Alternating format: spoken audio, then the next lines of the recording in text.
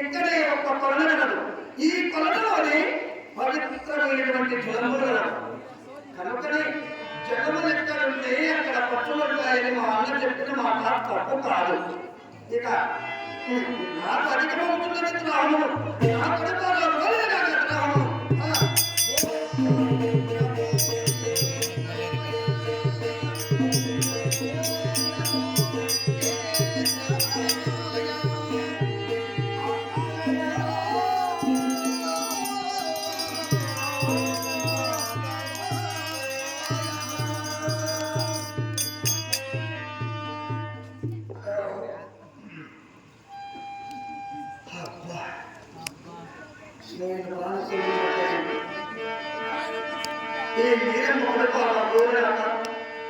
నా మనసు కూడా చాలా ఉల్లాసంగా ఉన్నాను.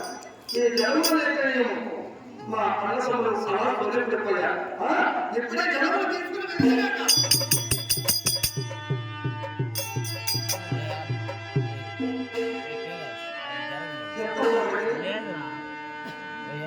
నేనైతే నా కడుపాలా కోరాను.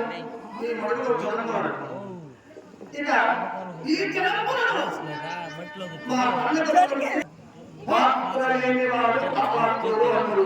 ఈ జన్మలు ఎలా తీసుకుంటారు?